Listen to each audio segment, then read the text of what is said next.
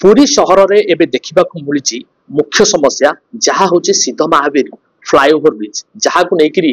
विभिन्न समय रे विभिन्न दाबी हुई आछि जनसाधारण मध्य दीर्घ दिन धरि असंतोष व्यक्त करूछन्ती एवं हंतसंत व्यक्त करूछन्ती एनै बारंबार विभागीय कर्तृपक्षक सहित आलोचना कले मध्य फल सुन पुरी विधायक सुनील कुमार महांती अनेक बार यार स्थायी समाधान पाई बारंबार स्टैंडिंग कमिटी रे बाबद रे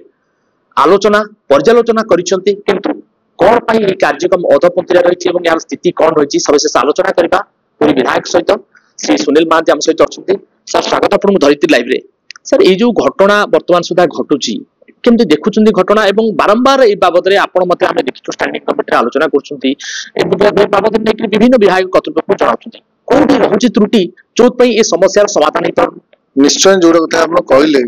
सिद्ध महावीर ओवरब्रिज कामटी अति धीमा गति रे चलीची ताहितर संदेह नहीं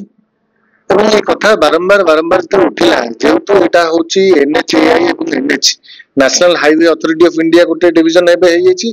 नेशनल हाईवे गोटे अथॉरिटी नेशनल हाईवे गोटे अलग डिवीजन स्टेट हाईवे जोड़ा सब रहउची ए कथा जत उठिला मु भाबुथली जे एटा सेंट्रल गवर्नमेंट रो काम एवं सेंट्रल गवर्नमेंट रो जो माने प्रतिनिधित्व करछन्ते से माने ए कथा निश्चय कथा उठाउथिबे किंतु गोटे सुजोग मिलिला मते जतले गला विधानसभा जो अधिवेशन मौसम काल अधिवेशन हैला विलंबित हैला आपन जानिथिबे बहुत देरी हैला सितंबर मास रे हैला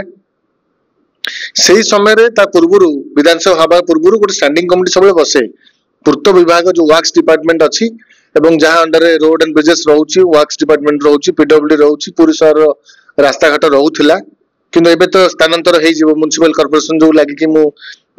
प्रयास जारी अछि म्युनिसिपल कॉर्पोरेशन पर पूरी म्युनिसिपालिटी को सब पीडब्ल्यू रोड हस्तांतर हे जिवो से भिन्न कथा एई कथा जो सिद्ध महावीर रोड ओवरब्रिज कथा मु से कथा से दिन उठैथिली ता पूर्वरु जो हमर जो 11 जणिया कमिटी अछि से कमिटी जो हम चेयरमैन अछंती तांको मु कहिली जे ए जो एबे जो स्टैंडिंग कमिटी बसिबो तो स्टैंडिंग कमिटी रे मु आपन अनुरोध करूची आपन एथर को एनएचएआई एवं एनएच डिवीजन रो जो माने ऑफिसर माने अछंती हमर ए लोकल ऑफिसर माने अछंती तांको डकेइबे पूरी बाबद रे गोटे कथा अछि मु कहबा को चाहूची एवं तांको धन्यवाद देबी से डकेइथिले बेली से कथा मु उठेई पारेली से जब आसिले मु तांको प्रथम पचाली जे सिद्ध महावीर ओवरब्रिज रोड काम काहे की विलंबित चलीची से मते कहिले जेहेतु आगे सरकार परिवर्तन हला परिवर्तन भितरे जो एजेंसी थिला ताको हस्तांतर करिवार टिके विलंबित हला विभिन्न कथा एमते कहिले मु कहली ठीक अछि जा घटिची एबे मते कहंतु काहे की देरी होउची एवं केबे सुधा सरीबो से कहले सर हमर से काम ऑलरेडी आरंभ हे गलानी रेलवे टू जो लैंड रहबा कथा से प्रक्रिया समाप्त होई सलानी सेटा हमें यथा शीघ्र सारिया पे पूरा प्रयास जारी करछु काम जोर से आरंभ होउचे एबे मु कहली ठीक अछि जेहेतु सेटा रोड टी गुटे सीमित रोड रहिची दुई पार्श्व रे प्राइवेट लोकन घर अछि मु जानि पारुची आउरी वाइडनिंग करिया संभव नहे एक्जिस्टिंग मझरे रोड जो ब्रिज टी काम होउची किंतु दुई पार्श्व रे सर्विस रोड हवा कथा डान पार्श्व रे बाम पार्श्व रे सर्विस रोड हवा कथा ब्लैक टॉपिंग है कि माने पूरा पिच्चू है कि ना हवा कथा ताहा को एजेंसी करिवो को विभाग करिवो मते एबे दर्शांतु से कहले आमे आमरी विभाग करिवो एवं जो एजेंसी ओवरब्रिज काम नैछि से एजेंसी ही करिवो मु पछाली काहे की विलंबित होउछि सेटा एवं काहे की आज जाय हेई नाही केबे सुधा हवा कथा सेटा हेई जिबा कथा मु केबे सुधा करिकि देबे ना ए जो मौसमी अधिवेशन चलीछि मौसमी अधिवेशन पर मौसमी छाड़िले मात्र ही से काम हम आरंभ करिवो मु कहली सर्विस रोड केबे आरंभ करिवे मु जानिबा को चाहूनी केबे सारी की देबे अपन मते से तारीख दियंतु मते से तारीख देले डिसेंबर 2025 सुधा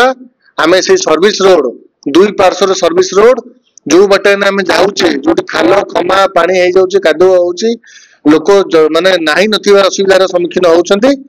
सेही सर्विस रोड टी को ब्लैक टॉपिंग करके ब्लैक टॉप सारिया पे डिसेंबर 2025 सुधा से रोड सरीबो बोली प्रतिश्रुति मिलिथिला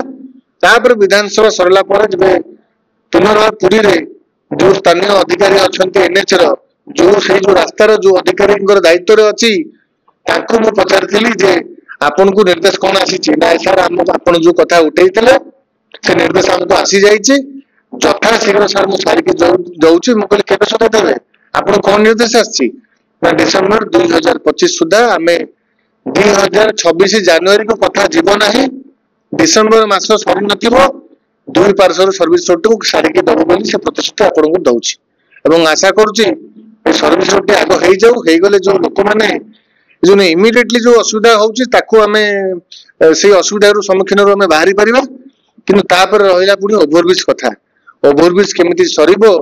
से प्रयास मोर जारी अछि मु मध्य विभाग अधिकारी मानकू निश्चय तांकर